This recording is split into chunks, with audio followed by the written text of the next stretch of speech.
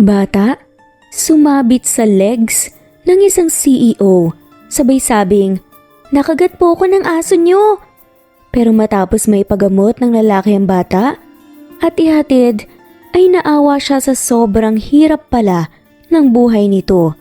Mas nagulat siya nang makita ang ina ng bata. Pero paano nga ba nagsimula ang kwento? Tara, ating tunghayan ang nakakatuwang kwento natin ngayon.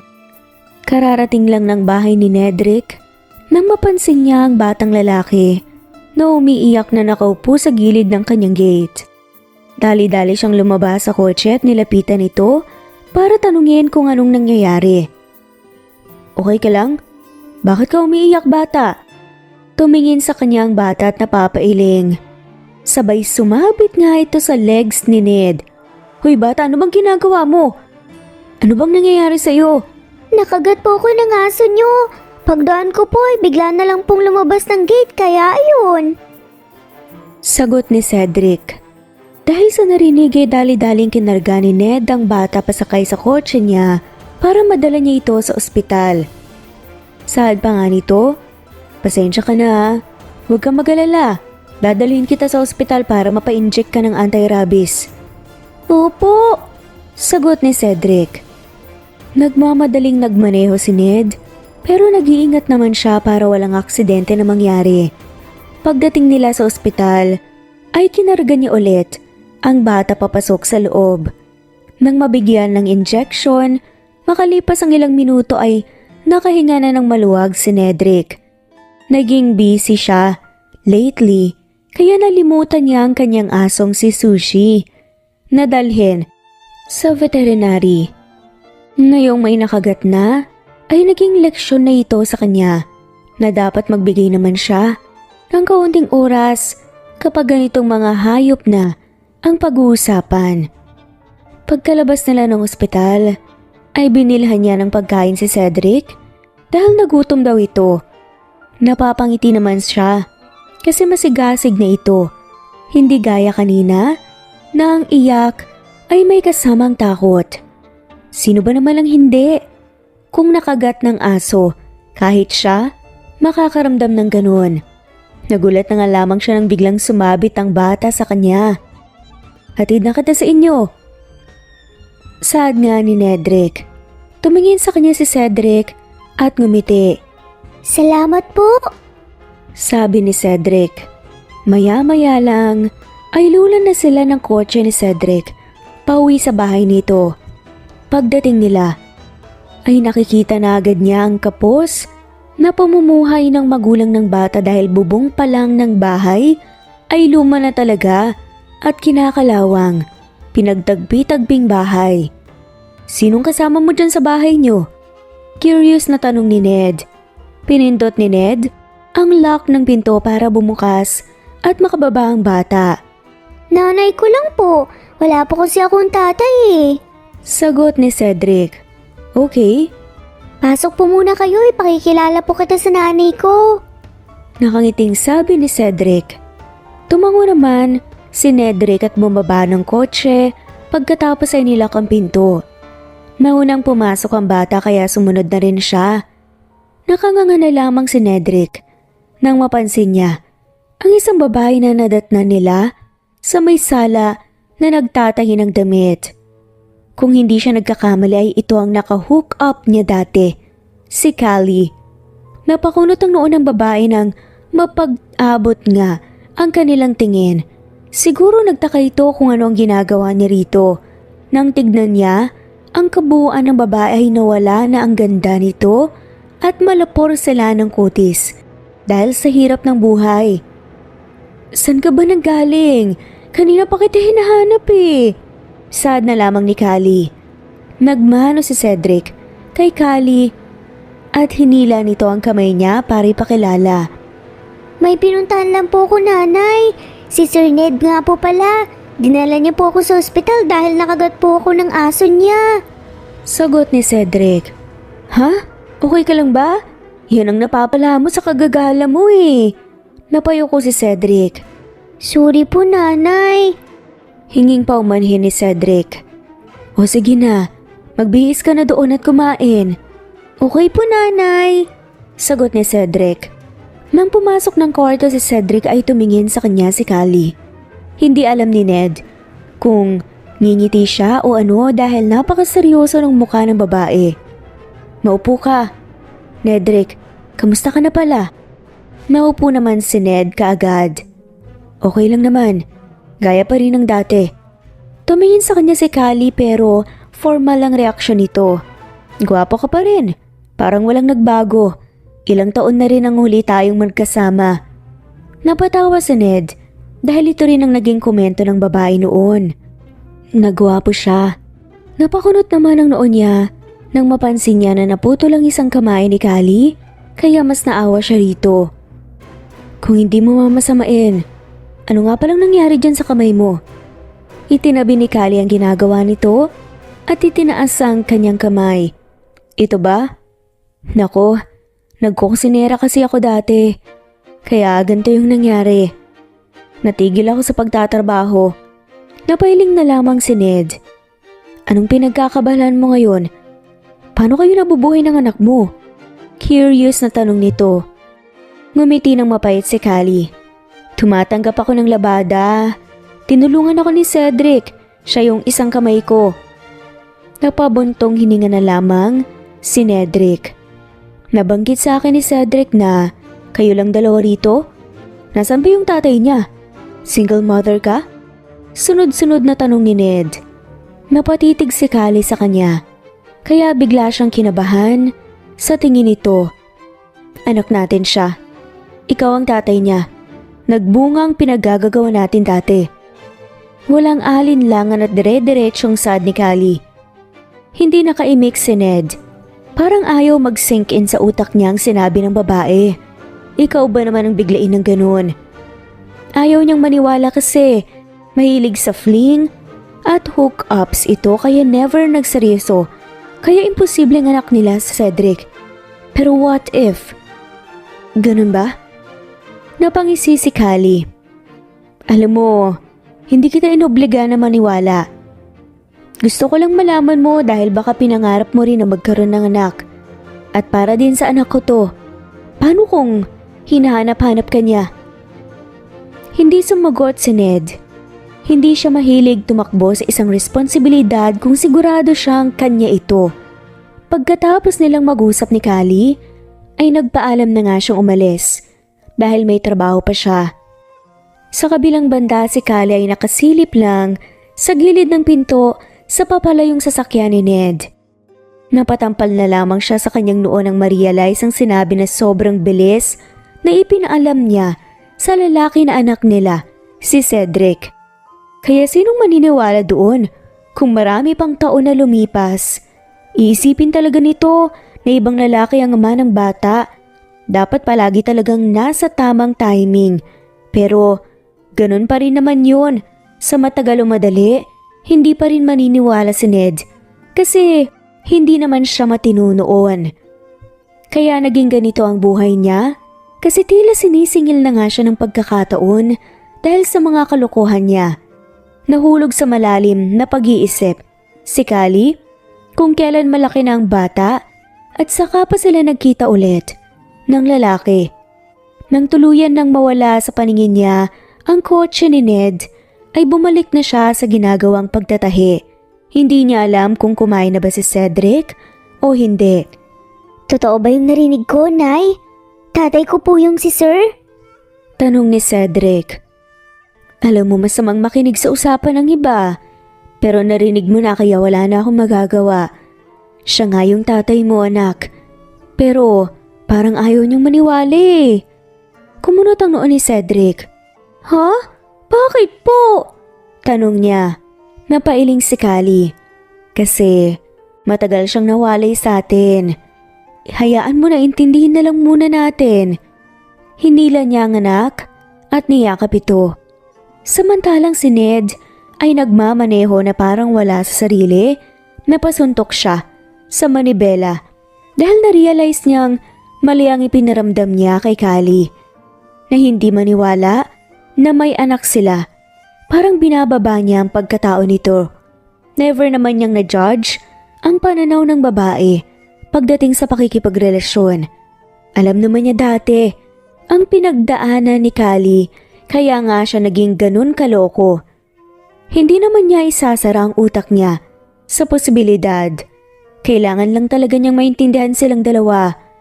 Pagdating niya ng bahay niya, sumalubong kaagad sa kanya si Sushi.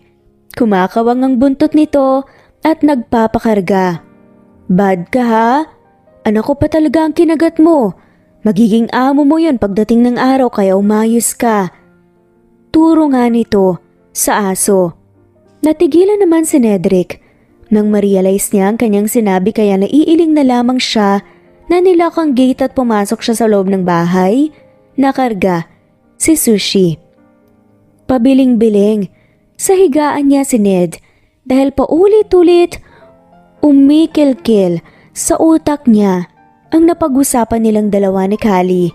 Parang na-guilty siya kasi hindi siya maniniwala rito.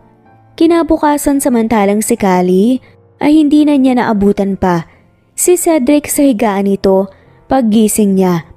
Pagpasok niya sa kusina ay meron ng nakahandang agahan para sa kanya. Napangiti naman ng mapait si Kali dahil parang pakiramdam niya hindi niya nahalagaan ng maayos ang kanyang anak.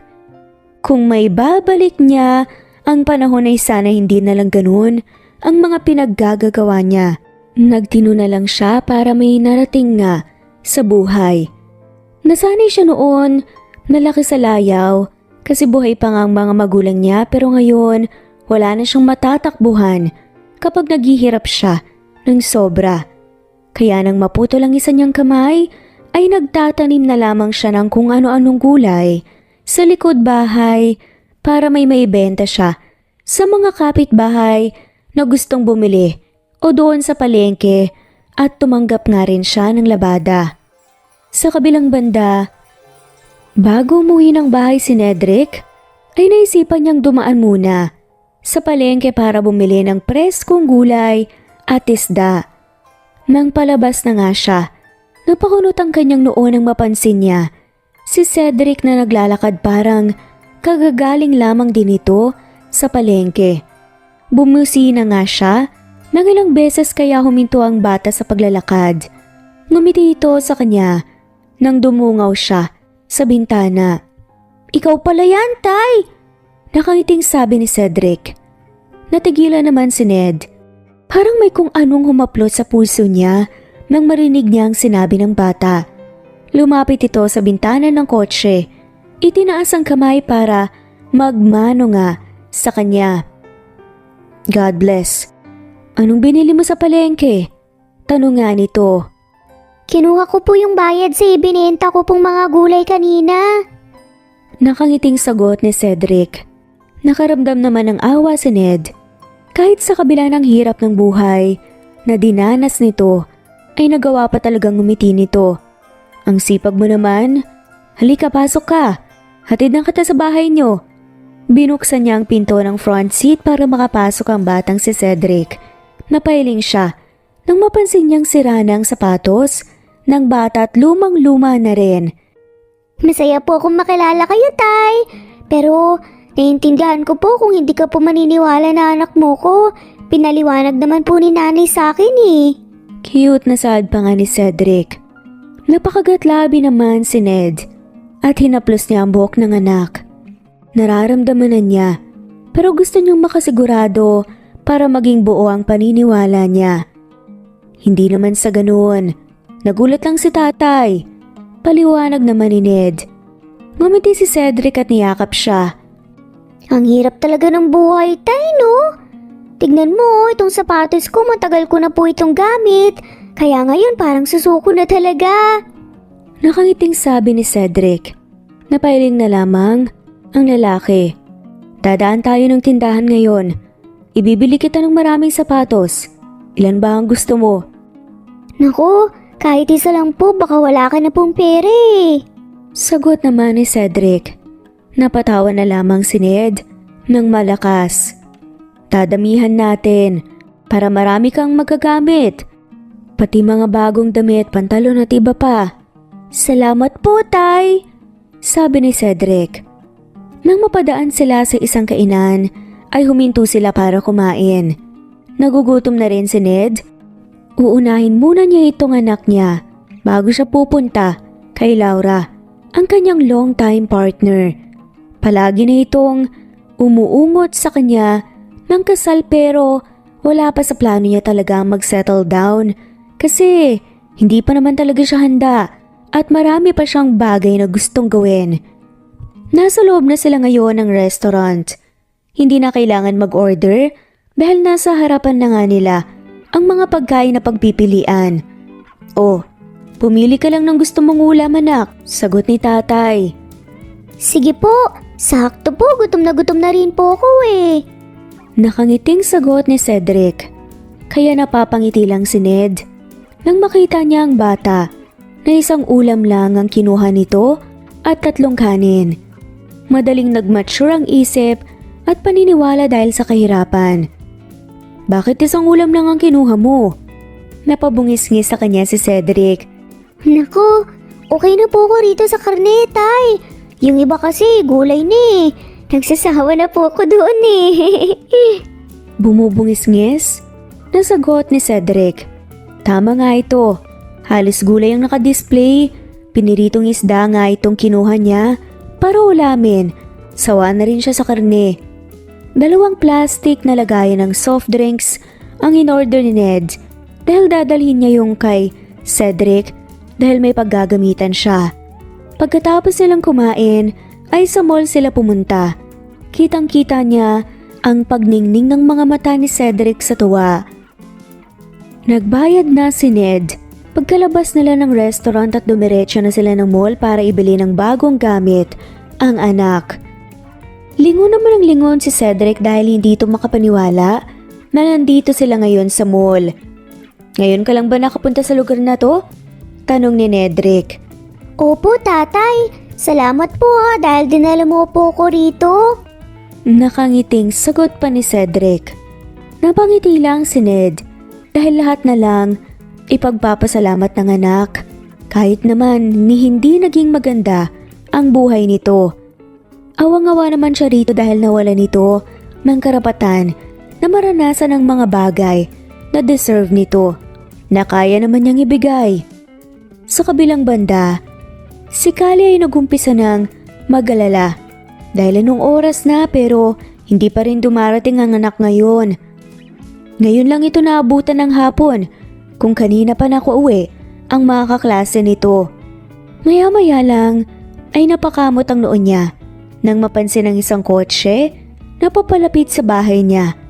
Todo silip naman siya kung sinong sakay pero nagulat siya dahil bumaba ang anak niya na ibang suot nito. Sunod niya namang nakita ang binti ng isang lalaki na alam niyang si Ned, kaya nakahinga siya ng maluwag. Hindi lumabas ng bahay si Kali upang salubungin ang dalawa. Hinahayaan na lamang niya ang mga to na makapasok sa loob ng bahay. Napansin niyang pabalik-balik ang mag-ama sa labas. Naghahakot pala ang mga to ng pinamili. Akala ko kung saan ka na nagpunta, anak eh. Huwag mo nang uulitin na pag-aalalahanin ako ha. O kaya, magpaalam ka naman, sabihan mo ako. Ngumiti si Cedric. Opo, Nay. Binalikan ko lang po yung bayad ng gulay na ibebenta ko po kanina sa palengke.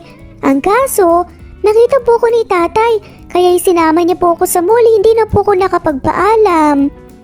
Ngumiti naman sa kanya si Ned, kaya napatango siya. Ikaw nang bahalang magayos ng mga yan, Kali. Oo, salamat sa lahat ng tuwa. Sad na nga lamang ito. Walang anuman, para sa inyong dalawa ni Cedric yan. Nakaramdam ng hiya si Kali dahil maraming pinamili si Ned para sa kanila. Kasama pa bigas at groceries kaya namumula siya, pero insulto naman sa lalaki kung hindi niya tatanggapin ang mga ito. Dito ka na maghapunan. Magluluto ako ng ulam para sa'yo. Yaya ni Kali. Salamat. Pero kasi may pupuntahan pa ako next time na lang. Tumango na lamang si Kali. Sige, okay lang. Ginulo ni Nedrick ang buhok ni Cedric bago ito nagpaalam na umalis. Sinilip naman niya ang lalaki para sundan ng tingin hanggang sa makaalis ito ng tuluyan. Nang makalis na si Nedrick ay hinarap na niya ang mga pinamili nito. Magkatulong silang dalawa ng anak para ilagay sa tamang lagayan at hindi makaharang sa sala. Ang dami ko na pong bagong sapatos at gamit, Nay. Masayang untag ni Cedric. Napangiti si Callie at hinaplos ang pisngi ng anak. Oo nga eh. Magpakabait ka at mag-aaral ng mabuti. Opo, ang saya-saya po pala kapag may tatay, ano? Sad nga ni Cedric. Oo naman. Napangiti si Callie. Masaya akong responsable kung hindi nakaka-stress. Nang matapos nilang matignan ang mga pinamili, tuwang-tuwa talaga si Cedric na sinusukat nito ang mga sapatos hanggang sa nakatulog ito sa kawayang upuan. Inayos naman ni Callie ang mga bagong gamit ng anak at nilagay sa kwarto nito. Isang buwan ang nakalipas, samantalang si Nedrick ay seryoso ang mukha habang nakatutok sa DNA test result nila ni Cedric. Positive at anak nga niya ang batang yun. Gusto niyang puntahan si Callie at humingi ng sorry rito dahil pinagdududahan niya ito. Kinabukasan hindi natuloy ang pagpunta niya sa bahay ni Callie dahil may importante siyang gagawin sa opisina. Kaya ang ginawa niya, umorder siya ng mga materyales na gagamitin sa plano niyang ipapagawa na bahay ng mag-ina. Napansin niya kasi nasira na nga ang bubong ng mga to at kailangan ng palitan. Nang matapos niyang mailista ang lahat, ibinigay na nga niya sa tindera para bayaran at ipahatid doon kina Callie. Nagtanong naman siya nung nakaraan tungkol doon sa lote na pinagtirikan ng bahay, kaya nalaman niya kanila pala yun, nabili lang sa murang halaga. Kumontak din siya doon sa mga kakilala niyang construction workers para gumawa ng bahay. Sa kabilang banda, si Callie ay nagulat dahil sa may 5 lalaki kaagad ang dumating sa bahay niya. Kasunod ang mga gagamitin sa paggawa ng concrete na bahay. Nagtanong siya kung sinong nagutos. Si Nedrick pala ang nagpadala sa mga to. Bakit po may mga tao sa labas, Nanay? Tanong ni Cedric. Nagtaka siguro si Cedric dahil busy naman ang mga tao dito sa kanila sa paghahanap buhay kaya walang panahong mag-umpukan at magchismisan. Yung tatay mo, pinapagawan tayo ng bahay na semento. Namilog ang mga mata ni Cedric sa narinig. Talaga po ba? Ibig sabihin ay may maganda na po tayong bahay, Nay? Masayang sambit ni Cedric. Parang ganun na nga. Napatalo naman sa tuwa ang bata. Habang si Cedric naman ay hindi alam ang gagawin. Si Nedrick, kasama niya ang girlfriend niyang si Sally. Nakasimangot ang babae na parang bad mood dito. Ano bang nangyayari sa'yo? Ang tagal mong hindi nagpakita tapos ngayon hindi mo ko magawang i-date sa labas? Nagtatatalak na saad ni Sally. Napabuntong hininga si Ned. Nandito kasi sila ngayon sa bahay ng nobya. Kailangan niyang ipaalam rito na may anak siya sa ibang babae para malaman niya kung anong magiging reaksyon nito. Lalabas naman talaga tayo, pero may pag-uusapan muna tayo. Napakunot naman ang noon ni Sally. Tungkol saan? Tanong ni Sally. May anak ako sa ibang babae. Tumawa si Sally. Huwag mo nga akong binibiro ng ganyan, babe. Sana sinabi mo sa akin dati pa. Tumaas ang boses na sambit ni Sally. Ngayon ko lang nalaman to. Hindi ko nakarelasyon ng seryoso dati ito. Sumama ang timpla ng mukha ni Sally. I don't know what to say about this revelation. Umuwi ka na lang muna. Naiiling na sabi ni Sally. Sana maintindihan mo. Hindi umimik ang babae bagkus nag-walk out ito at iniwan siya sa may sala. Nang sumunod na araw, binigyan si Ned ng silent treatment ng kanyang girlfriend. Kaya kahit anong pagpapapansin niya rito parang hindi siya nakikita. So hindi na siya nagpumilit pa Ibinuhos na lamang niya ang kanyang panahon at oras sa anak niya para man lang makabawi siya rito. Pupunta siya ngayon sa bahay ni Kali para tignan rin kung ano nang nangyayari doon sa pinapagawa niya. Dumaan siya sa isang restaurant para mag-takeout ng pagkain para dalhin doon. Dinamihan na niya para makakain din yung mga nagtatrabaho. Pagdating niya, bumaba na kagad siya sa kotse at natigil saglit ang pagtatrabaho para kumaway sa kanya. Ngumiti rin si Ned sa mga ito. Napangiwi naman siya nang mapansin si Cedric sa may di kalayuan na naglalaro sa ilalim ng sikat ng araw. Habang si Kali ay nasa likod bahay, nagtatanim ng gulay para dagdag doon sa mga nauna. Kali? Yung bata naglalaro kahit mainit. Pakitawag nga please. Napakunot ang noon ni Kali nang marinig ang boses ni Ned. Nandito palang lalaking to. Hindi man lamang niya namalayan. Ha? Oo sige. Iniwan niya kagad ito at tinawag ang anak. Bakit pa, Nay? Tanong ni Cedric. Nandyan sa loob ng bahay ang tatay mo. Namilog ang mga mata ng anak sa narinig at nagmamadaling umuwi. Binalikan agad ni Kali ang ginagawa nang matapos magwalis bago pumasok sa loob ng bahay. Nadatnan niya si Ned na pinupunasan ng pawis ang katawan ni Cedric. Bakit ba kasi gustong-gusto ng mga batang naglalaro sa labas kahit mataas ang sikat ng araw? Kung may bahay naman. Nakita niyang napayuko si Cedric. Wala po kasi akong gagawin dito sa bahay, Tay. Natapos ko po kasi ang lahat ng gawain tsaka yung assignment ko po tapos na rin po kaya gusto ko pong maglaro. Sagot naman ni Cedric.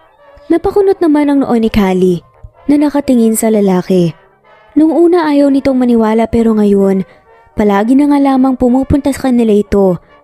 Nabigla na nga lamang yata ito sa ibinalita niya. Sige lang, kapag natapos yung bago mong bahay ay bibili tayo ng telebisyon para hindi ka na lalabas para maglaro doon sa mainit. Ngingiti-ngiti, nasaad pa nga ng kanyang anak.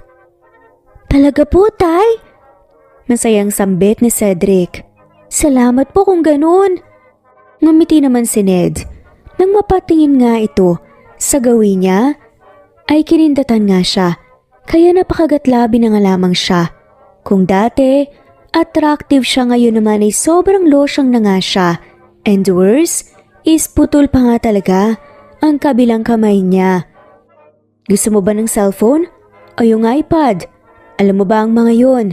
Tanong ni Ned. Napatingin sa kanya si Cedric na nakangiti pero kumunot ang noo niya rito. Pero hindi na nga lamang niya pwedeng kontrahin ng lalaki dahil gusto din niyang maging masaya ang anak niya.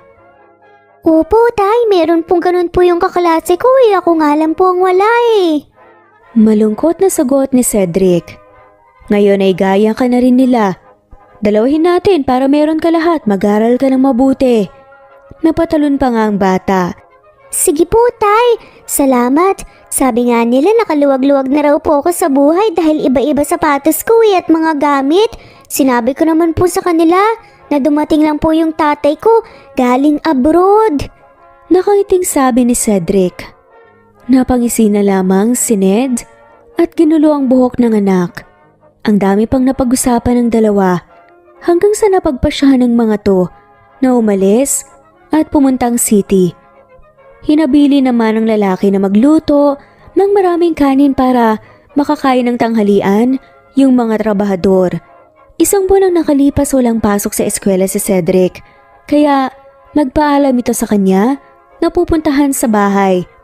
Si Cedric, naging busy yata ang lalaki kaya hindi ito nakadalaw sa kanila. Samantalang si Cedric naman ay kararating lang. Nagtaka siya kung bakit bukas ang gate ng kanyang bahay. Tapos, si Sushi ay matamlay na nakaupo malapit dito. Napakunot ang kanyang noo nang kinarga ang alaga. Papasok sa loob ng bahay pero nagulat siya dahil may narinig nga siyang umiiyak na bata. Pagpasok niya ay nanlaki ang mga mata ni Ned nang makita si Selly na pinagpapapalo ang anak niya ng handle ng plastic na walis. Nagdilim ang kanyang paningin, kaya bigla siyang napalapit sa nobya. Hinila ito ng malakas at itinulak kaya napaupo sa sahig. Anong ginagawa mo sa anak ko, ha? Wala kang karapatan na saktan siya dahil hindi mo siya kaano-ano. Dumagundong ang boses niya. Sa buong bahay kaya nakita niya kung paano namilog ang mga mata ni Selly. Kinarga niya si Cedric at napansin niyang may kalmot ito sa mukha at leeg na galing sa kuko ng isang tao. May pasa din ito sa mga paa na galing sa walis. Napailing na lamang si Ned. Paano niya ito ipapaliwanag kay Callie ngayon? Ayoko sa batang yan. Walang modo. Napakabastos. Kumuha ng pagkain na hindi kanya at minumura ako parang hindi naturuan ng tamang asal ng nanay eh. Malditang sabi ni Sally kahit hindi naman talaga siya minura ng bata. Napakunot ang noon ni Ned. Nang tumingin siya kay Cedric, umiling ito. Hindi po totoo yan, Tay. Hindi po ako kumuha ng pagkain. Wala po akong ginawa sa kanya. Napakagalang nga po ng approach ko sa kanya. Galit po siya sa akin kaagad dahil may kaagaw na raw po siya sa atensyon niyo. Sabi naman ni Cedric. Totoo ba yun, Sally? Hindi ko yun expect na ganito ang ugali na meron ka. Lalo na sa mga bata. Kung hindi mo tanggap yung bata ay sana hindi mo na lang sinaktan. Masama ang tingin sa kanya ni Sally. So, pinipili mo ang batang yan over me? Tanong ni Sally. Hindi ko kailangang mamili dahil pareho ko kayong mahal. Sadama ni Ned. I'm sorry. Ayoko sa batang yan. Tapos na tayo. Sagot ni Sally. Napailing na nga lamang si Ned. Hindi niya alam ang gagawin. Pero ang totoo, nawawala na rin naman talaga ang pakiramdam niya para kay Sally. Napabuntong hininga na nga lamang siya dahil nag-iisip siya kung ano ang magiging explanation niya kapag makita ni Callie ang pasa at sugat ng anak. Nagkatinginan silang dalawa ni Cedric. Okay ka lang? Ano pang ibang ginawa niya sa'yo? Napabuntong hininga si Cedric at ngumiti. Okay lang po ko, Tay. Kinalmot ako at pinalo po. Yun lang po. Sagot ni Cedric. Napailing na lamang si Ned. Na-surprise siya sa pinapakitang ugali ng nobya. Masyado itong mabait. Kung titignan pero nananakit pala. Halika, gagamutin natin yung sugat mo. Pasensya ka na. Hindi kasi siya napasabi na pupunta rito eh. Umiling naman ang bata. Wala pong problema, Tay. Girlfriend mo po ba yun? Paano yan? Naghiwalay pa po yata kayo nang dahil po sa akin. Naiiling na sabi ni Cedric. Huwag mong alalahanin si tatay, okay lang ako. Tumango naman si Cedric. Pinakain ni Ned ang anak pagkatapos niyang magamot ang sugat at pasa nito. Maganda siya, Tay. Bagay kayo pero sa ugali lang po kayo hindi magkapareha kasi sobrang bait mo po, siya po hindi. Komento pa nga ni Cedric. Ngumiti si Ned. Sa tingin mo mabait si tatay? Opo, sobra po. Kaya nga siguro na in love sa inyo si nanay dati. Sagot ni Cedric. Napaubo si Ned. Paano magiging pagmamahal ang nararamdaman nila noon ni Callie kung naglalaro lang naman sila that time? Siguro, sad na nga lamang nito. Ano nga ulit pangalan ng girlfriend mo, Tay? Tanong ni Cedric. Sally Jimenez. Bandang gabi naisipan ni Ned na iuwi na nga ang anak kasi gabi na at baka hinahanap na nga rin ito ni Callie. Tatanggapin na lang niya kung ano ang magiging pasya ng babae sa nangyari. Samantalang si Callie nakaupo lang sa may sala habang hinihintay si Cedric na umuwi. Narinig na nga niya ang tunog ng kotse kaya alam na nga niyang dumating na nga ang mga to.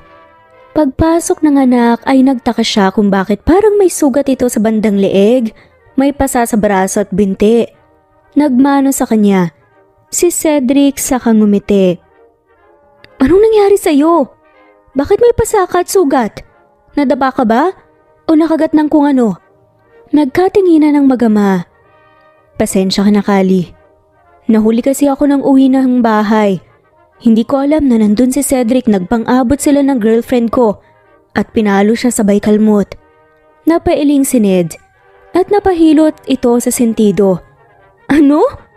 May lahi palang pusay ang girlfriend mo. Baka nagpasaway ka doon, Cedric. Kalmado lang si Callie, pero nagngingit-ngit ang kalooban niya sa inis dahil kilala niya ang anak. Tinuruan niya ito ng magandang asal. Sa kahit sinong nakakatanda rito, baka naman ayaw lang ng babaeng yun nang may anak si Ned sa ibang babae. Hinila niya ang anak at tinignan ng sugat sa leeg nito at napailing. Hindi naman po, nanay.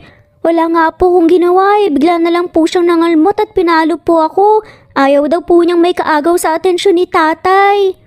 Sagot ni Cedric.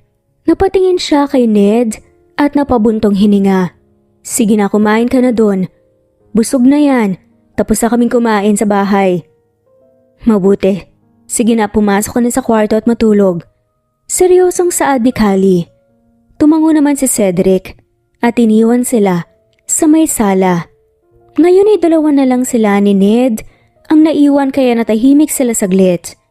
Maya-maya lang, nagulat si Callie nang hawakan ng lalaki ang kamay niya, sabay titig ng malalim. Parang bumalik lahat sa alaala ni Callie ang mga nangyari sa kanila ni Ned. Landian lang ang meron sila pero ito lang ang tumatak sa puso niya kasi nagkaanak silang dalawa. I'm sorry, Callie. Hindi ako nasihan sa ginawa ng babaeng yun. Hindi pa kami tapos mag-usap dahil masyadong matapang. Ngumiti ng pilit si Callie.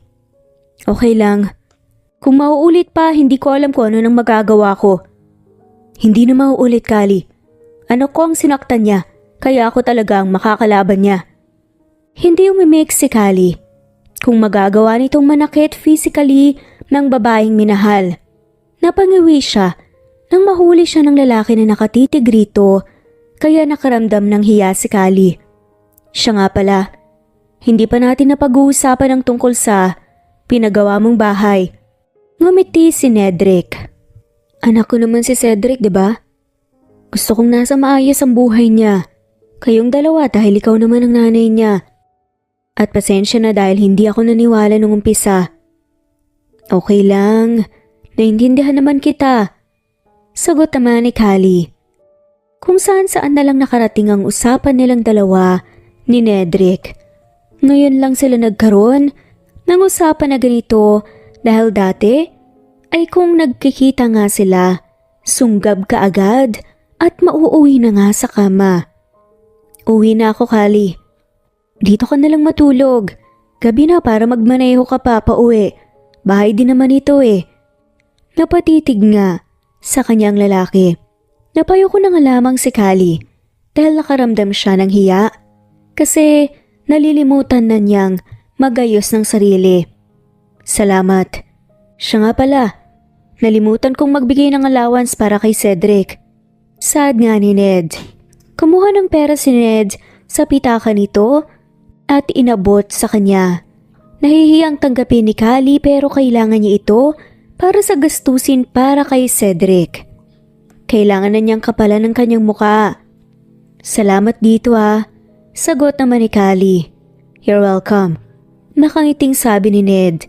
Maya-maya lang ay tumayo na si Callie para ikuha ng kumot at unan si Ned kasi napansin niyang humihikab na ito. Nagdala din siya ng makapal na beddings para gawing sapin ng sahig. Isang kwarto lang kasi ang meron sa bahay niya, kaya wala siyang ibang ma-offer kay Ned, kundi ang sala.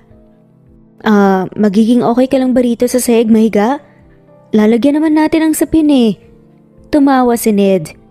Tabi na lang kaya tayo. Ginagawa naman natin yun dati, diba? Pilyong saad pa ng lalaki. Namula si Callie. Dati yun.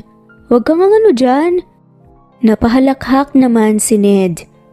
Kung kailan ka naman nagkaedad, saka ka pa naging mabait. Napaka-wild mo pa nga nun eh. Natatawang sabi naman ni Ned. Napalapit siya kay Ned para takpan ang bibig nito kaya hindi niya namalayan na hinawakan ng lalaki ang bewang niya kaya napakandong siya rito. Tumahimik ka nga. Baka marinig tayo ng anak natin. Mahilig pa namang magtanong ang batang yan. Napangisi si Ned, kaya sinamaan niya ito ng tingin. Ang bango mo naman. Tila nangaakit na saad ng lalaki. Taanas na sabi nga nito kaya nagtayuan ang lahat ng balahibo sa katawan ni Kali. Bago pa siya bumigay, sa charm ng lalaki, ito ay tumayo na nga para maglatag ng higaan. Matulog ka na nga. Kinulang ka yata sa tulog kung ano-ano na lang sinasabi mo. Napahalakhak si Ned, kaya sinamaan niya lang nga lamang ito ng tingin. Gabi na ngayon pero ang tawa nito ay pang umaga na. Umabot pa talaga sa kapitbahay. Ang ganda mo pa rin. Sad ni Ned. Tama na, matutulog na ako. Aalis na nga sana si Kali nang hawakan ni Ned ang kamay niya. Dito ka na. Tabi na tayong matulog. Kinabahan si Kali. Teka lang, maliligo muna ako. Napangisi na nga lamang si Ned dahil natuwa ito sa sinabi niya. Talaga ba? Parang paghahandaan mo ang posibleng mangyari ngayong gabi ah. Natatawang sabi pa ni Ned.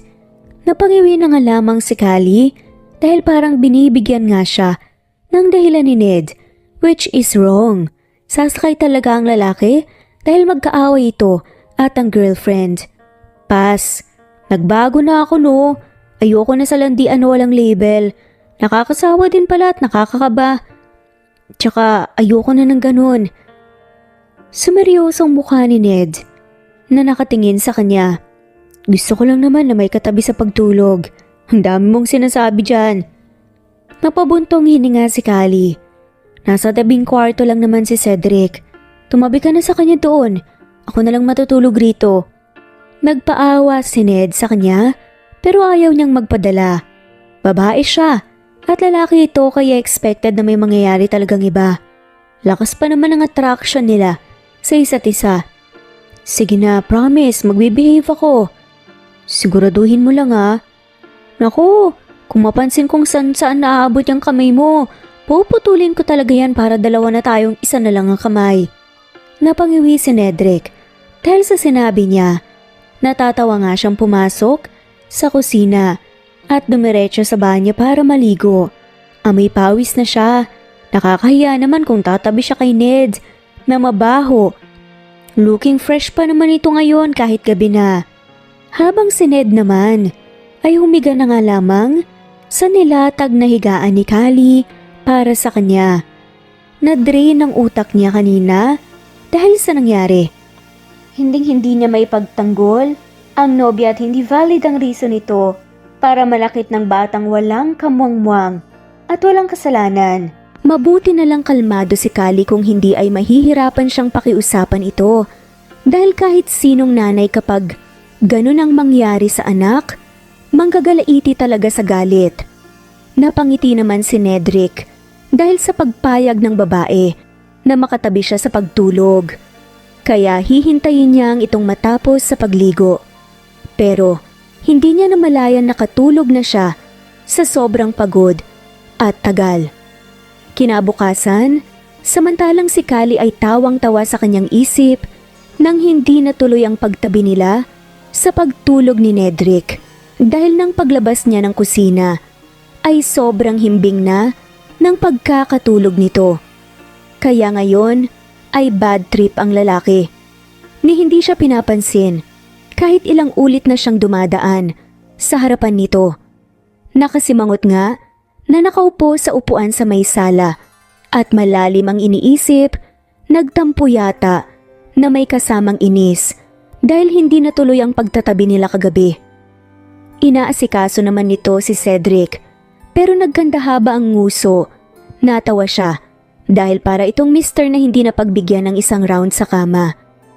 Imbes na salubungin ang tampo ni Nedrick, ay naisipan na lang ni Kali na maglaba muna dahil mataas ang sikat ngayon kaya matutuyo pa kapag maisampay niya sa labas.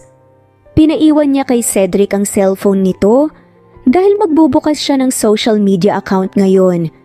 Dahil curious siya kung sinong Selly Jimenez, ang girlfriend ni Nedrick na nanakit sa anak niya. Nagkausap kasi sila kanina ng anak at dito niya nalaman ang pangalan ng babaeng yun. Parang pamilyar kasi o baka ibang tao lang dahil marami namang magkapangalan sa mundo. Bandang 9:00 ng umaga ay umalis talaga si Nedrick na hindi siya kinakausap kaya Hinayaan na lang niya ito. Gumayak na rin si Kali. Ayaw niyang magmukhang losyang, kaya sinuot niya ang kanyang pangmalakasang outfit na itinago niya sa baul. Naglagay din siya ng make-up para naman magmukha siyang presentable kahit putol na yung kamay niya, pero hindi niya ito ikakahiya dahil ganun talaga ang buhay. Maraming surprises. Hindi na muna umalis si Kali. Binuksan niya ang cellphone ng anak at tiningnan ang pangalan ng nobya ni Nedrick online. At tama nga ang sapantahan niya. Kilala niya ang babaeng ito dahil minsan na rin silang magkasama sa isang gatherings. Alam kaya ni Nedrick na naging dancer sa club itong girlfriend niya na kinuha doon ng isang Koreano at ginawang asawa? Ano na kaya ang nangyari sa relasyon ni Selly at nung Korean citizen na yon?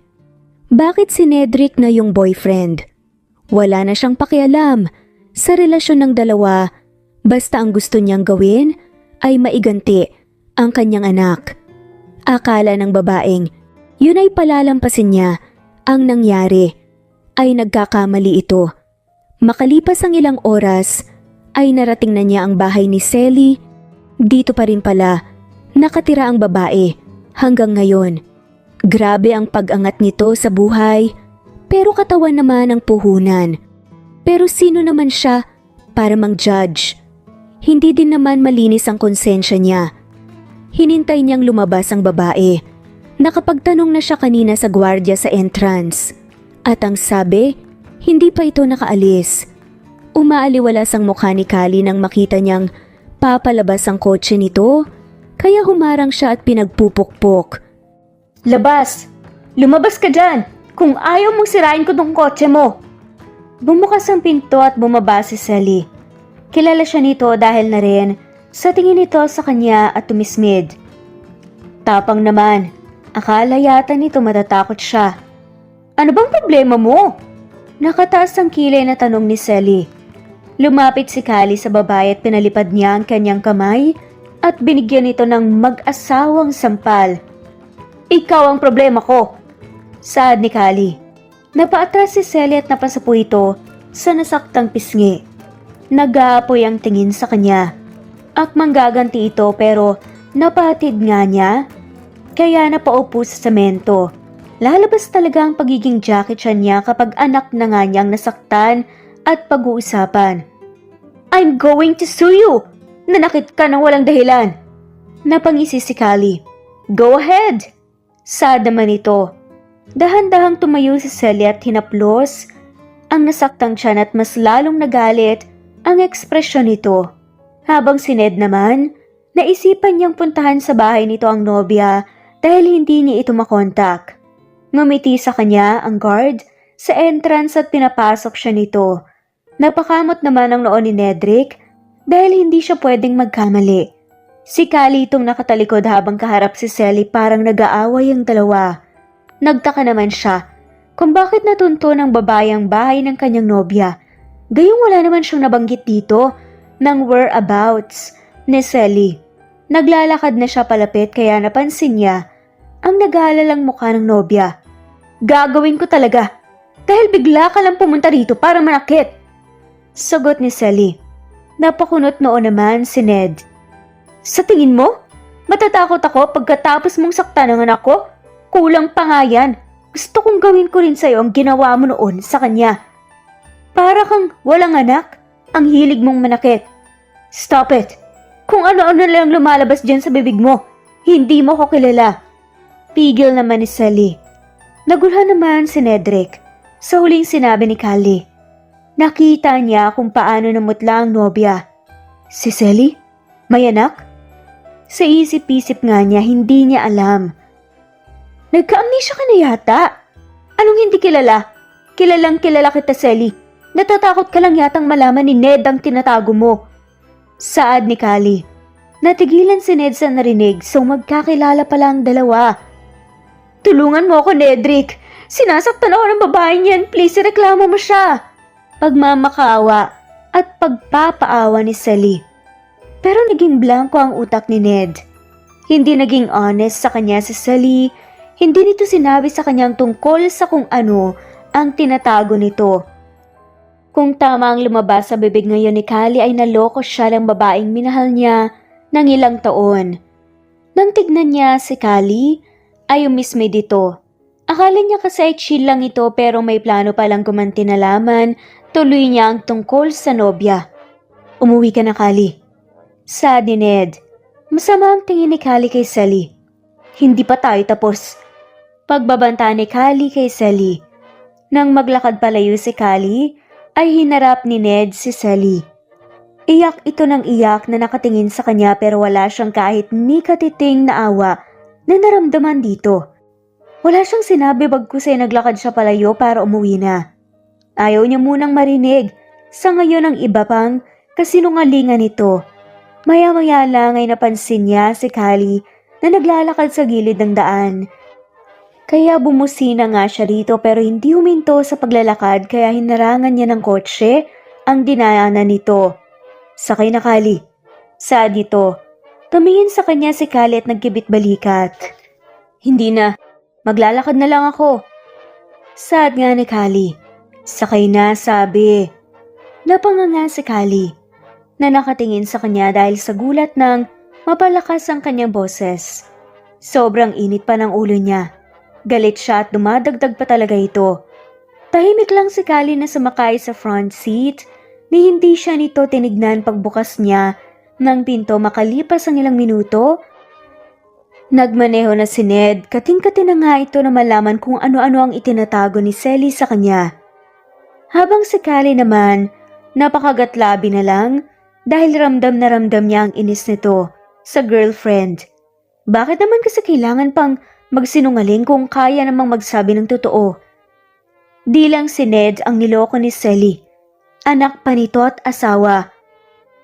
Bakit ka umuwi na? Nag-usap sana muna kayo para naman maliwanagan ka. Hindi ko naman intensyon na sabihin yon, bunga lang ng galit ko kaya lumabas ang totoo. Saad ni Kali. Nakita niyang umiling si Ned. May mababago ba? Kung mag-uusap kami? Ganun pa rin naman yun ah. Niloko niya ako at nagsinungaling siya sa akin. Hindi naman siya matatakot ng ganun at pipigilan ka sa sinasabi mo kung hindi yun totoo. Akala ko kasi walay na sila. Pero sa pinapakita niyang reaksyon kanina, parang hindi pa siguro. Sad nga ni Kali. On the way home, samantalang si Nedrick ay nagtanong kay Kali kung ano pa ang alam nito tungkol kay Chelly. Ayaw sanang sabihin ng babae pero pinilit niya. Nalaman niya na nagtatrabaho pala dati ang nobya sa bar at inalis ito doon ng isang Koreano. Saka ginawang asawa, may anak pa nga ang dalawa. Hindi niya maintindihan kung bakit nagawa nitong magsinungaling sa kanya ng ganun. Wala naman siyang ibang ginawa kundi ang mahalin ito at pasayahin pero niloko lang siya ng babae. Pagkahatid niya kay Kali ay hindi na muna siya pumasok sa loob ng bahay nito, bagkus ay umalis siya at naghanap ng buyer dahil ibebenta niya yung bahay niya. Ayaw niyang maalala ang mga happy memories nilang dalawa ni Sally na magkasama. Gusto niyang mag-usap silang dalawa, saka maayos ang kanilang paghihiwalay. Saka na lang muna siguro, hindi pa siya handa ngayon na makaharap ito. Isang buwan ang nakalipas ay nagkaroon na ng lakas ng loob si Nedrick. Nakausapin si Sally. Paulit-ulit itong humingi ng tawad sa kanya. Kahit masakit man, ay pinatawad niya ito dahil ganun talaga magkakamali. Ang isang tao kasi, wala namang perfect. Hindi siya umiyak, pero nasasaktan ang puso ni Nedrick. Pero mas lamang ang guilt na naramdaman niya dahil mas sobrang sakit sa part ng asawa ni Sally kung alam nito ang nangyayari. Dalawa sila ang biktima sa pagiging selfish at user ni Sally. Umamin naman ang babae na kaya lang nito pinatulan ng Korean citizen na yun para makaangat sa buhay pero walang pagmamahal. Paano pa maitutuwid ang isang kasalanan kung gagawa pa ng isang kasalanan? Mas lumala pa ang sitwasyon. Hindi maganda kung manggamit ng kapwa para umangat sa buhay. Pagkaalis ni Nedrick sa bahay ng dating nobya, ay gabi na kaya nang makadaan siya. Sa isang bar ay huminto siya at itinabi ang kanyang dalang kotse. Pumasok siya sa loob at nag-order ng beer. Wala siyang pakialam kung gutom siya ngayon. Ang gusto lang niya ay malagyan ng alak ang kanyang sikmura para makalimot muna pansamantala. Makalipas ang 2 oras ay lasing na si Nedrick kasi kung ano-ano na lang ang nakikita niya. Napailing pa siya nang mapansin niya ang kamukha ni Kali na naglalakad palapit sa kanya at naupo sa tabi niya. Hinawakan pa niya ang mukha ng babae at tinitigan maigi para masiguro niya kung si Kali ba talaga ito. Bakit kamukha mo yung nanay ng anak ko? Tumawa ang babae at tinampal ang braso niya. Lasing ka na talaga. Ako to. Umiling si Ned. Imposible. Hindi naman na yun sexy eh. Sumimangot ang babae na nakatingin sa kanya. Parang nawala bigla ang kalasingan ni Ned nang dumapo sa mukha niya ang kamay ng babae. Grabe ka ha. Pagtingin ni Ned. Sa babae talagang si Kali pala ito. Bakit ka nananampal? Ang sakit kaya nun? Reklamo ng lalaki. Sorry na. Kung ano-ano kasing sinasabi mo eh. Natigilan naman si Ned nang haplusin ni Kali ang nasaktan niyang pisngi. Ang ganda-ganda ni Kali ngayon, parang bumalik na ito sa dati na mahilig mag-ayos sa sarili. Ano ba kasing ginagawa mo rito sa bar? Nasaan yung anak natin? Tumawa si Kali dahil napakunot na ang kanyang noo. Nasa bahay natutulog. Pinasamahan ko kay Boyet. Yung kaklase niya, nakapit-bahay lang. Napatingin naman si Ned sa paligid at naghahanap kung may kasama ang babaeng ito nakadate nito. Ano, magiinom ka rito, ganun? Boyfriend mo kasama mo? Napangisi si Kali nang naging tanong nga niya ito. Para siyang nagsiselos na ewan sa naging tanong niya. Wala. Ang totoo niyan kasi nag-alala sa'yo si Cedric dahil 1 buwan ka talagang hindi nagpakita sa bahay. Nalulungkot yung bata. Pinaliwanag ko naman sa kanya na may pinagdadaanan ka. Kaya intindihin na lamang niya muna. Napabuntong hininga si Ned. Nadamay patuloy ang anak niya. Pupunta ako doon mamaya. Sad nito. Napansin niyang tumitig sa kanya si Kali. Kaya mo pa bang magmaneho? Tanong nga nito. Ngumiti si Ned at dumikit siya ng kaunti kay Kali. Oo naman, syempre sumama ka sa akin. Huwag kang magpapaiwan rito. Napahalakhak si Kali sa sinabi niya. Hindi nga kasi ako pumunta rito para uminom. Napadaan lang ako kasi nakita ko ang kotse mo sa labas. Napakunot ang noon ni Nedrick. San mo pala balak pumunta? Bibili sana ako ng tinapay kasi naubusan doon sa lugar namin eh. Tumaas ang kilay ni Ned. Tapos ganyan ang suot? Tanong nga nito. Huy, alalahanin mo hindi mo ako girlfriend. So bawal bang maging concerned sa'yo? Nanay ka naman ng anak ko ah. Sad pa nga ni Ned. Tumawa na lamang si Kali. Oo na. Siya nga pala. Ibinenta mo na pala yung bahay mo? Saan ka nakatira ngayon? Tanong ni Kali. Oo, bumili ako ng isang kondo. At pwede naman siguro ako dun sa bago niyong bahay, di ba? Napahalakhak si Kali. Loko, ikaw naman ang nagpagawa nun eh, kaya pwedeng pwede. Ang dami pa nga nilang napag-usapan ni Kali bago nila napagpasyahan na umuwi na nga dahil kanina pa umiikot ang kanyang paningin. Pinipilit ni Ned na magmaneho ng maayos kasi may kasama siya. Gustong-gusto na nga niyang ipikit ang mga mata dahil antok na siya pero hindi pwede. Parang hindi ko na kaya magmaneho. Napatingin sa kanya si Kali. Napailing ito pero wala man lamang sinasabi kaya tumahimik na lamang siya. Makalipas ang 1 oras ay nakahinga ng maluwag si Ned dahil narating na nga rin nila sa wakas ang bahay ni Kali. Malapit pa lang matapos itong bahay na pinapagawa niya para sa mag-ina. Kaya mo pa bang maglakad papasok sa loob ng bahay? Tanong nga nito. Umiling si Nedrick. Gusto lang niyang maglambing sa babae dahil ang bigat ng pakiramdam niya ngayon. Habang si Kali naman ay napasimangot dahil nalasing si Nedrick, Mabuti na lang nakauwi pa silang dalawa ng ligtas. Maya-maya lang ay nilapitan na niya ang lalaki para akayin ito papasok sa loob ng bahay. Naiinis siya dahil hindi siya nakabili ng tinapay dahil rito. Napansin ni Kali na ang tamis ng ngiti ni Nedrick habang nakatingin sa kanya iba talaga ang tama ng alak sa utak ng isang tao. Parang baliw na dahil na pwedeng tumawa kahit wala namang katatawanan. Nang nasa loob na sila ng bahay ay pinahiga na niya si Nedrick sa mahabang upuan na nasa sala. Pero nagulat siya dahil hinila siya nito kaya nabagsak siya sa katawan ng lalaki. Nagkatitigan silang dalawa pero kusang tumayo si Kali dahil ayaw niyang pumatol sa lalaking lasing na nga broken-hearted pa. Nagmamadali siyang pumasok sa loob ng kwarto para i-check kung okay lang si Cedric. Mahimbing naman ang pagkakatulog ng dalawang bata kaya kumuha siya ng damit para bihisan niya. Balak niya sanang palitan ng damit si Nedrick pero siya na lang ang iiwas dahil kakaiba ang tingin nito sa kanya ngayon. Sa sumunod na buwan, samantalang si Nedrick ay masasabi niyang okay na siya, nakamove on na siya sa nangyari sa relasyon nilang dalawa ni Selly.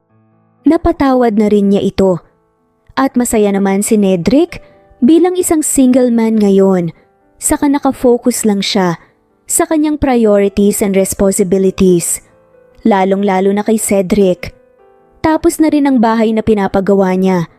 Kaya kasama niya ngayon ang anak para bumili ng mga bagong gamit. Pinapalagyan na rin niya ng pintura, kulay apple green, saka white. At pinalagyan na rin niya ng bakod pati gate para may lock kapag walang tao. Kamusta ka na po, Tay? Tanong ni Cedric. Napangiti si Ned sa naging tanong ng anak. Isang buwan na rin siyang nakatira kasama ito pero tinatanong pa rin niya kung kamusta na siya. Okay lang ako, anak. Mabuti naman po, tatay, para hindi na po kayo malungkot. Hindi na malungkot si tatay. Masayang masaya ako dahil magkasama na tayong dalawa ulit sa isang bahay. Talaga po? Masaya ka rin po ba nakasama mo si nanay? Tanong ni Cedric. Natigilan naman si Ned. Bigla na lamang siyang napangiti sa naging tanong ng anak. Oo, masayang masaya din siya nakasama si Kali. Yung totoong kasiyahan na walang pagkukunwari. Sa babae lang niya na ipakita ang kahinaan niya, kung ano ang nagpapalakas ng loob niya at yung mga kapintasan niya. Oo naman, sad ni Ned. Do you find her attractive? Nakangiting tanong pa ni Cedric.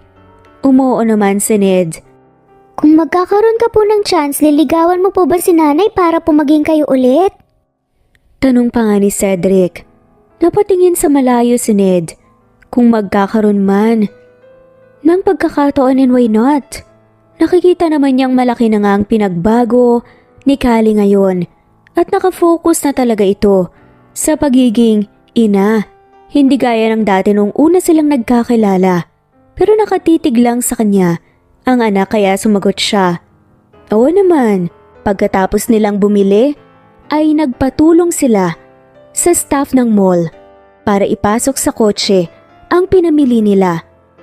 Pagdating ng bahay ay sabay silang lumabas ni Cedric at pumunta sa likod ng kotse para kunin dala at ipasok sa loob ng bahay. Unang binitbit ni Nedrick ay yung telebisyon kasi madaganan doon sa iba pang mabibigat pero natigilan siya at biglang huminto ang ikot ng mundo dahil lumabas ng bahay si Kali na sobrang ganda nito. Nakasuot ng blouse na walang sleeve, saka short na maikli. At napansin niyang hindi na rin mahaba ang buhok ng babae. Sobrang fresh nitong tingnan, biglang na lang sumikdo ang dibdib ni Nedrick dahil sa nakikita at ganun din si Kali sa kanya. Hindi niya alam kung ano ang iniisip nito habang nakatingin sa kanya. Gusto niyang isipin na baka na in love na sa kanya ang babae. That made him smile. Siniko siya ng mahina ng anak kaya naputol ang tinginan nila ni Kali. Mamaya na yung tinginan yung dalawa, tay. Baka may bagsak mo yung telebisyon natin eh. Saway ni Cedric. Napangiwi naman si Ned at biglang nahiya. Nang tignan nga niya si Callie ay nakangiti lang ito habang naglalakad palapit sa kanila. Bakit ka raw kasi nakatingin? Tingin ng tingin na yan, tuloy na huli ka. Napailing na lang si Nedrick dahil pinagtawanan siya ng babae.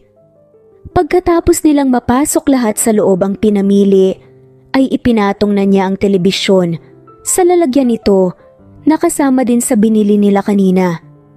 Makalipas ang ilang minuto ay nakaupo na si Nedrick sa sofa at nagpapahinga dahil napagod siya sa pag-arrange ng mga gamit. Katabi niya si Cedric na tuwang-tuwa habang nanonood ng mga pambatang palabas sa telebisyon. Pasimple lang siyang nakatingin kay Callie na busy din sa paglalagay ng kurtina sa may bintana. Pero parang nahihirapan ang babae kaya tumayo siya para lapitan ito. Pero siya namang pagkakahulog nito dahil na-outbalance kaya dali-daling sinalo ni Nedrick si Callie para hindi ito tuluyang mahulog sa sahig. Kaya lang nadikit masyado sa kanya ang babae pati ang kanilang labi ay nagkadikit rin. Literal na parang huminto ang ikot ng mundo ni Nedrick nang maramdaman niya ang bibig nito sa kanya na hindi naman niya nadarama dati. Napatitig din sa kanya si Callie. Nanlalaki ang mga mata nito sa gulat kaya umayos kagad ang tayo at lumayo nga sa kanya. Okay ka lang? Tanong ni Ned.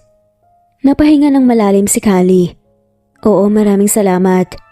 Sa susunod magpatulong ka. Nandito naman ako eh. Tumango naman si Callie at nagmamadaling pumasok ng kusina. Nang tingnan niya si Cedric ay busy na ito sa pagtingin sa cellphone. Pero nakangiti na parang kinilig na nakatutok doon. Kaya naging curious si Nedrick kung ano ang tinitingnan ng anak. Sumilip din siya at napanganga nang makita ang litrato nila ni Callie na nagkadikit ang labi kanina lang. Kinunan pala sila ng anak nang walang kaalam-alam. Bagay talaga kayo ni Nanay, Tay. Kahit tao naman kayo. Komento ni Cedric. Napahalakhak si Ned. I-delete mo yan, magagalit yung nanay mo kapag nakita yan. Napangiti si Cedric pero hindi sinunod ang sinabi niya para remembrance daw. Habang si Callie naman ay sobrang lakas ang kabog ng dibdib dahil sa nangyari kanina lang. Tinatablan pala siya ng ganito, gayong mahilig naman siya sa mga bagay na laro lang, walang seryosohan. Nagbago na ba ang pagtingin niya sa lalaki? May posibilidad naman kasi sobrang hands-on na ama ni Nedrick, maalaga at super bait, kaya hindi maiiwasang ma-inlove siya rito. Ngayon lang naman siya kinakabahan kapag nandyan si Nedrick, kasi dati hindi naman. Bandang gabi ay nagulat si Callie nang biglang tumabi sa kanya si Nedrick. Dumikit pa ito habang naghuhugas siya ng plato. Hindi niya alam kung ano ang nangyayari sa lalaking ito. Bigla-bigla na lang nanggugulat siguro ang lakas ng loob lumandi kasi wala nang nobya. Isang linggo ang nakalipas. Paglabas ni Callie ng kwarto ay nakita niya si Nedrick na sobrang fresh looking dahil bagong ligo. Nakangiti ito sa kanya kaya napakunot ang kanyang noo at napatawa naman ito sa reaksyon niya. Wala ka bang trabaho? Tanong nga ni Callie. Umiti lang si Ned. Meron naman.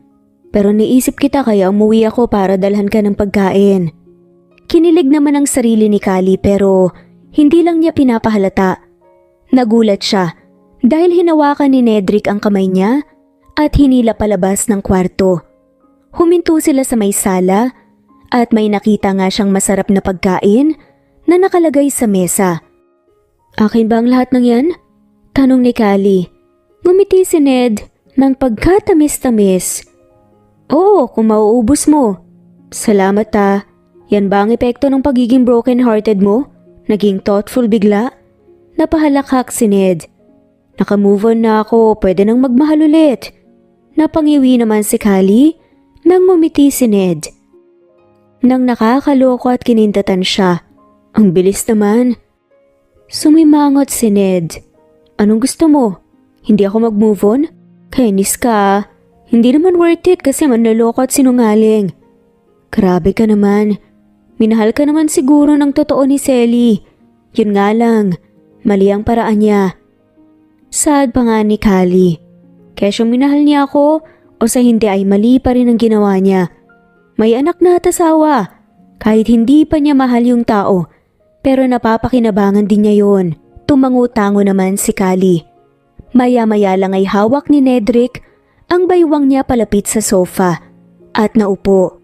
Dahil natakam siya sa masarap na pagkain, ay itinabi niya muna ang kanyang hiya at kumain ng marami. Nang gumabi, ay nagpahinga si Kali sa may sala habang nagpatugtog ng mga love songs na galing sa YouTube na nakaplay sa television. Smart TV kasi itong nabili ni Nedrick kaya pwedeng makapag-hotspot mula sa phone. Samantalang si Nedrick ay kararating lang ng bahay, bukas ang gate kaya ipinasok niya sa loob ang kanyang dalang kotse. Napangiti siya nang mapansin niya si Kali sa may sala, nakahiga, habang nakikinig ng mga masasakit ng kanta. Kanina ka pa hinahanap ng anak mo. Lumapit si Ned kay Kali at humalik sa pisngi nito pero agad siyang niyakap ng babae. Kaya napangiti siya ng sobrang tamis. Anong nakain mo? Bakit bigla ka na lang naging sweet sa akin? Tumingin sa kanya si Kali. Wala pa nga akong hapunan. Naisip ko lang na ang dami mong naitulong sa amin. Napangiti si Ned. Obligasyon ko naman talaga yon bilang ama ni Cedric. Kaya okay lang. Lahat naman ibibigay ko. Maging masaya lang siya. Maraming salamat Ned ha. Sige na, puntahan mo na si Cedric. Tumango naman si Ned at pinuntahan sa kwarto nito ang anak. Nang makita siya ni Cedric na pumasok ay tumayo ito at nagmano sa kanya sa bayakap. Namiss kita tay, ang tagal mo namang umuwi. Nakasimangot na sabi ni Cedric.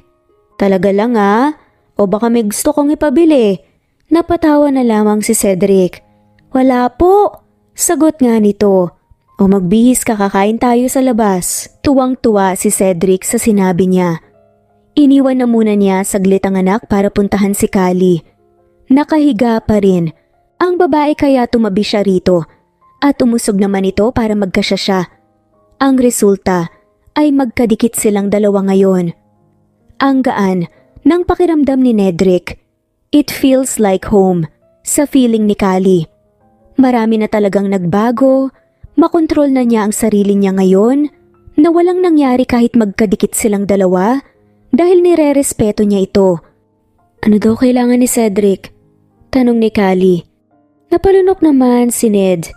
Nang lumapit sa kanya ito, lumapat ang hangin na galing sa bunganga ni Kali sa kanyang leeg.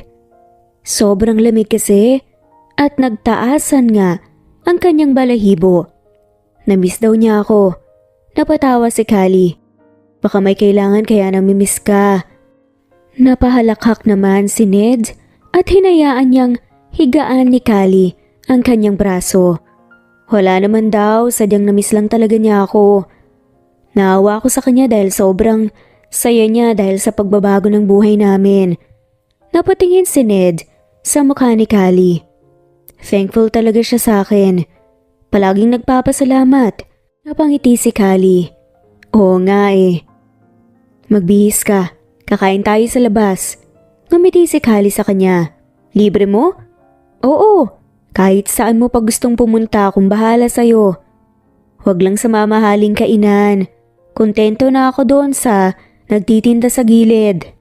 Tumango naman si Nedrick. Samantalang si Kali ay nalilito kung ano ang susuotin niya. Iniisip niya na parang niyayaya siya ng date ni Nedrick. Kaya susunggaban na niya agad kasi ngayon lang niya ito nararanasan. Makalipas ang ilang minuto ay nakabihis na si Kali. Nagpakaganda din siya syempre.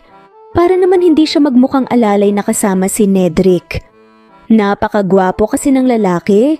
Kahit simple lang ang isuot nitong damit, ay lalabas talaga ang mamahalin nitong persona. Hindi perfect ang pagkatao ng lalaki, pero masasabi niyang nakapaswerte ng babaeng magiging may bahay nito Swerte na sana si Selly, pero nanloko ito at nagsinungaling. Paglabas niya ng kwarto ay naglakad na siya papunta sa sala at kitang-kita niya ang paghanga sa mga mata ni Nedrick na nakatingin sa kanya. Nakangiti naman si Cedric sa kanya. Nag-thumbs up pa. Sa lakad nilang ito ay ang anak ang pinakamasaya dahil hindi nito naranasan ang lumabas at mag-enjoy dati kasi kapos sila sa budget. Makalipas ang 1 oras ay nasa city na silang tatlo. Nagpalakad-lakad lang sila habang si Cedric ay nakangiti na nakatingin sa buong paligid na may bit-bit na sweet corn. Ang daming tao ngayong gabi rito, masayang mamasyal dahil walang init saka hindi din naman uulan. Napapansin niyang kanina pa siya inaakbayan ni Nedrick. Hindi nito alintana ang mga tingin ng tao. Nagtataka siguro ang iba kung bakit siya nagustuhan ng lalaki. May kulang naman sa kanya. Iniisip siguro nila na hindi sila bagay ni Nedrick dahil kumpleto. Samantalang siya ay puto lang kamay. Parang nakaramdam ng panliliit sa sarili niya si Kali. Pinagsisisihan niya kung bakit hindi siya nag-iingat dati. Kung magiging problema niya ito ngayon sa hinaharap. Hayaan mo sila. Inggit lang mga yan dahil maganda kumpara sa kanila. Look at them. Nagbe-base lang yung mga sama ng ugali sa muka. Hindi ako judgmental pero hindi ko papayagan sa buhay natin na ganyanin kanila. Napangiti naman si Kali. Salamat Niyakap pa siya ni Ned para makita ng mga ito at nang mapangutya nga nilang tingin. Kahit hindi magsalita ang mga to, alam ni Kali ang tinginan ng bawat isa. May gusto ko bang kainin? Tanong na nga lamang ni Ned. Busog pa naman ako. Ako tay, gusto ko pong kumain ng hotdog. Nakangiting singit nga ni Cedric. Ngumiti si Nedrick sa anak at ginulo ang buhok nito. Okay, bibili tayo. Salamat po tay, sagot ni Cedric. Nakita niyang tumango si Nedrick at inakay silang dalawa papunta sa nagtitinda. Nang matapos sa pagbili ay pumwesto sila sa gilid at napapatingin sa buong paligid habang hinihintay na matapos kumain si Cedric. Tingin ng tingin si Kali sa anak na masaya sa pagkain ng hotdog. Naisip niya kung wala pa rin sa kanila si Nedrick. Hanggang ngayon ay struggling pa rin sila. Ang galing magplano ng tadhana kaya nagpapasalamat siya ng sobrang sa Panginoon. Sa sumunod na buwan, habang si Nedrick ay na-in-love na siya ng sobra kay Kali, hindi niya pinilit kusa na lang nag-blown. Na-develop yung pagmamahal through effort sa pag-aalaga sa kanya na walang kapantay. Kahit hindi naman kailangan dahil kaya naman niyang alagaan ang sarili niya. He felt genuine happiness when he's with her. Yung tawanan nila, mga usapan na may mga sense. Masayahing tao pala si Kali sa kanila nang pinagdaanan nitong mahirap kaya hangang-hanga kasi napakabuting ina sa anak niya. Instead na mag-asawa, ay mas bibigyan nito ng priority ang bata kaysa sa sarili nito. Nandito siya ngayon, sa loob ng opisina nagtatrabaho, pero ang isip niya ay napunta sa kay Kali. He started to care for her, kung okay lang ito, kung wala bang iniindang sakit. Kaya nang mag-out sa company niya, ay nauna pa siya sa empleyado niyang lumabas ng building. Bumili siya ng bulaklak, chocolates at saka cake. Hindi niya alam kung tatanggapin ito ni Kali dahil parehong matatamis. Pagdating ng bahay ay nagmamadali siyang pumasok para hanapin ang babae. Wala sa living room, kaya dumiretso siya sa kusina pero din doon ang babae. Baka nasa laundry area sa likod kasi naririnig niyang tumunog ang washing machine. Naglalaba yata ito. Kaya lumabas siya sa exit door, papunta doon. At nakita nga niyang nagsasampay si Kali. Sa kabila ng kakulangan nito ay napakasipag nito. Hindi mapirme sa isang sulok na walang ginagawa, kaya palaging malinis ang bahay. Housewife talaga ang dating.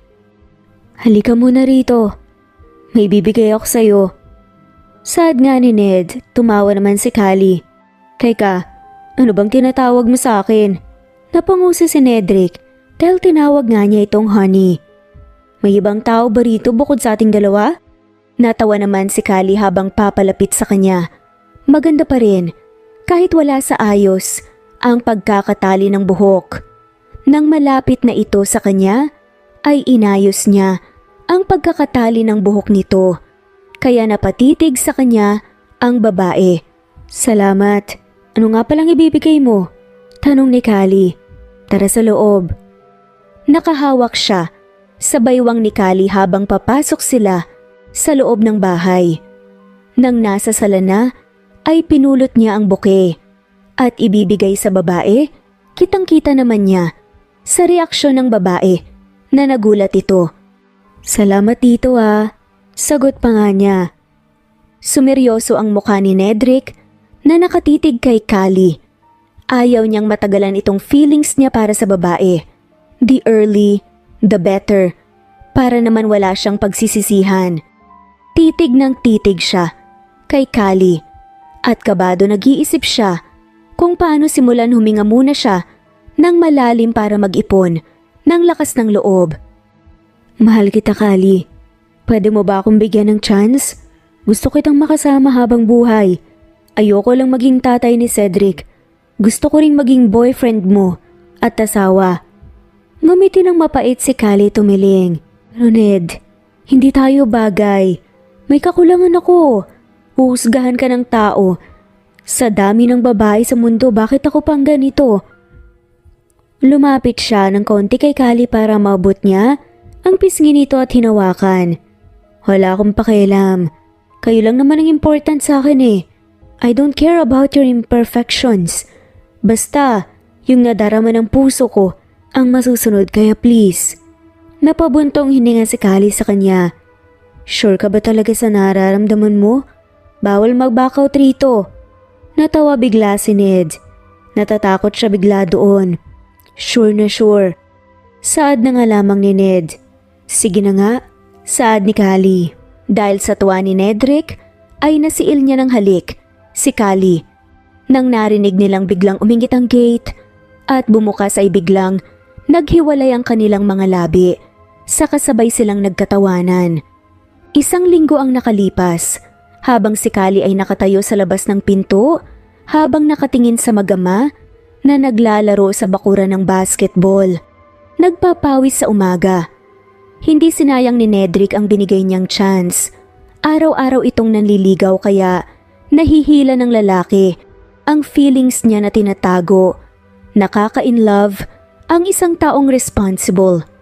Hinanap niya sa sarili niya ang mga dahilan kung bakit siya minahal ni Nedrick. Walang espesyal sa kanya. Wala siyang pera, serbisyo lang talaga.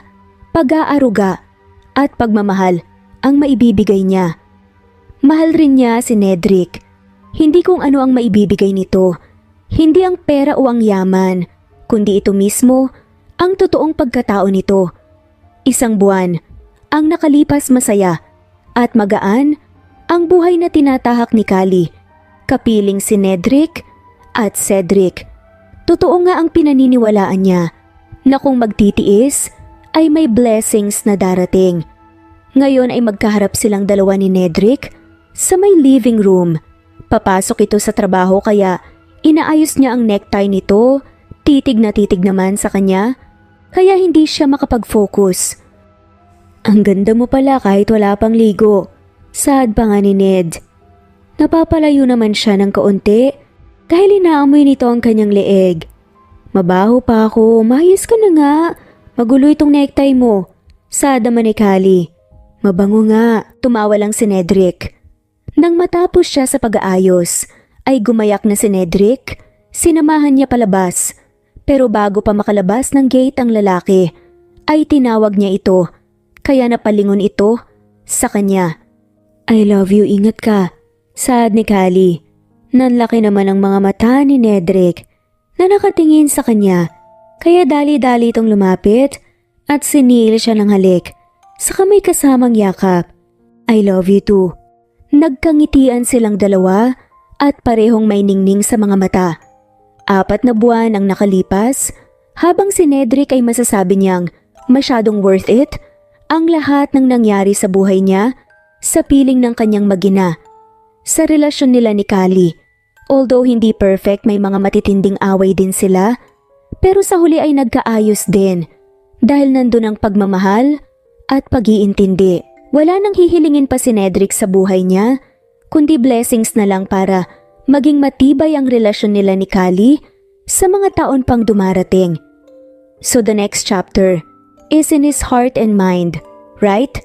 Gusto na niyang pakasalan ito kaya sana tanggapin para tuluyan na siyang magiging masaya palalo. Nasa bakuran silang dalawa ni Cedric, nakatambay pagkatapos nilang maglaro ng basketball. May tanong ako, Tay, sabi ni Cedric. Ano yun? Kailan ako magkakaroon ng kapatid? Tanong ni Cedric. Napangiti si Ned. Naisip din naman niya yan. Gusto niyang babae para balanse. Pero kung ano ang ibigay, ay thankful pa rin siya. Basta kahit ano na. Ang nanay mo ang tanungin mo niyan. Kasi siya naman ang manganganak.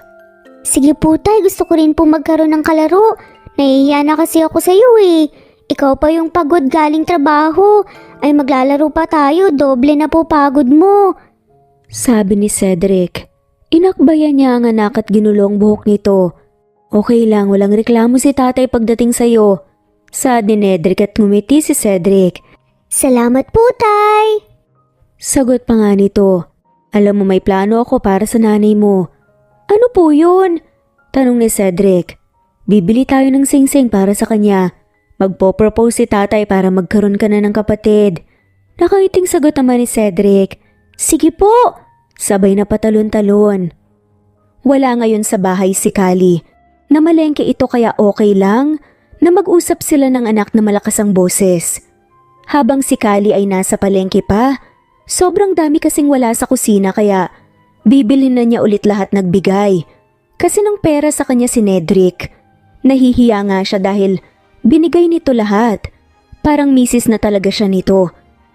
Nang matapos na ay nagbayad na siya at nagmamadaling lumabas ng palengke, nag-alala siya dahil baka nagutom na ang mag-ama doon.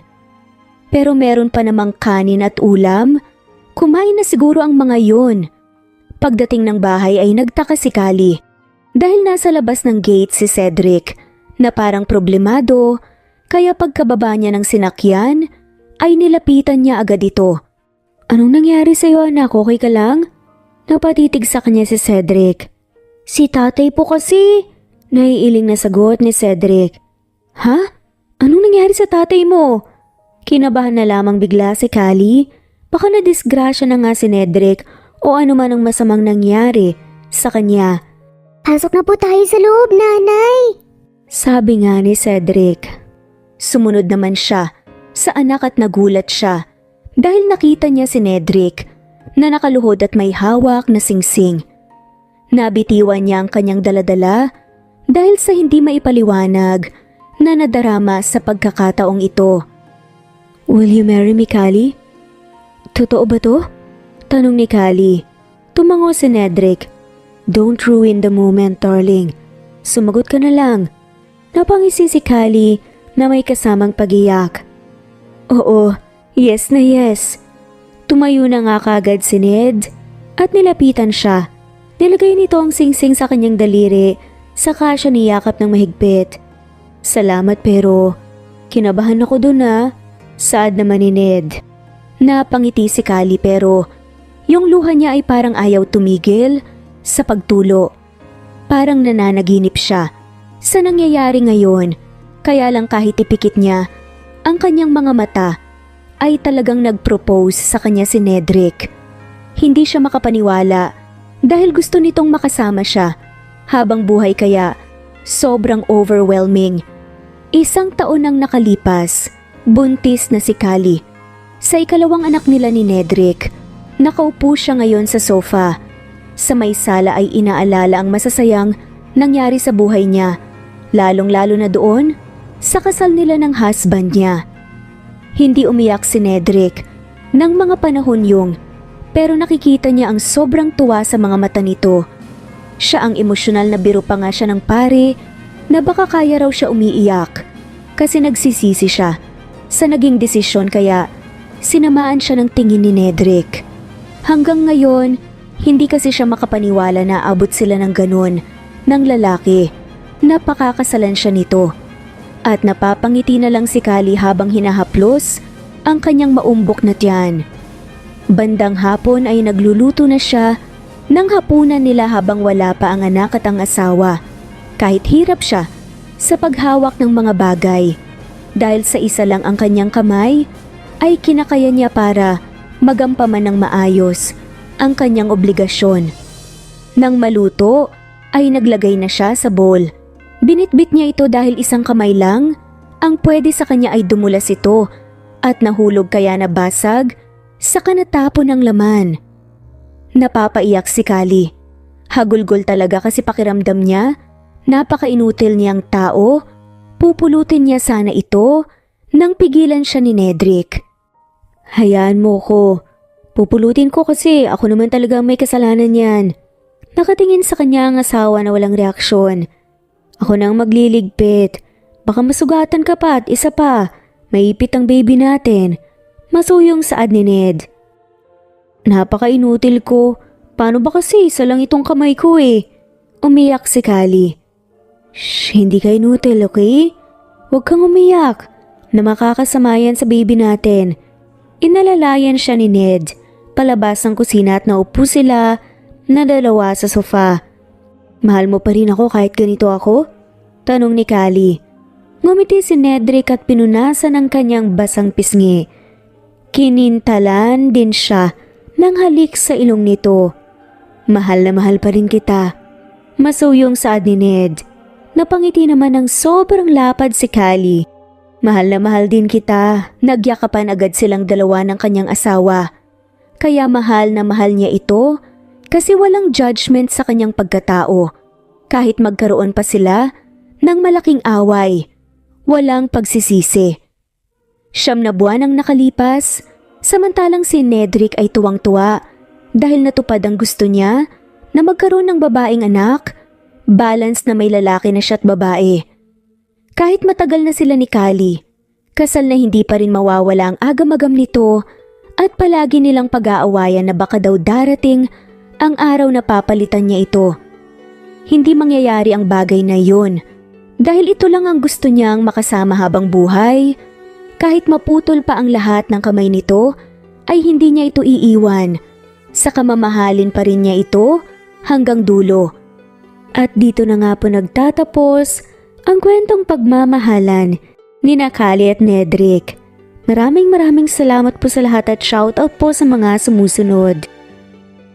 Chodora Villar, Rose Martinito, Nelly Arcardo, Romana Gorospe, Lloyd Dasalon, Merlin Bilbar, Ligaya Campos, Senen, Marie Cristal Hilario, Carmencita Falcon, Remedios, Presbyteros Rose Elizabeth, 70, Melanie Juan, Estelita Mahia, Maria Girly Gakutan, Rayland Pudadera, Leonila Perea, Fe Navarez, Ostanolito Jessica Vargas, Imelda Forteza, Nenita Valiada, Mila Gonzalez, Nika Shaw, Piosang, Yolanda de la Cruz, Francis Pilapil, Pasita Eliazar, Miriam, Jocelyn Tansing, Lore Galaxy, Chari, My Vlog TV, Agustina Niceto, Evangeline Zamora, Elizabeth Santenta, Elizabeth Gilias, Ann Mariano, Merly Pura, Maria Flor Sevilleno, Flor Cabrera, Leonisa, Kin, Anita Pascual, Emilia, Elsa Opiane, Cecilia Ramos, Cecilia Alvior, Everplay, Epifania De Ocares, Mercy Villantes, Marilo Abad, Merlilin, Anita, Juliet Caday, Teresita de los Santos, Camindanao, Veronica Briseño, Blanca Cortez, Julieta Hermosura,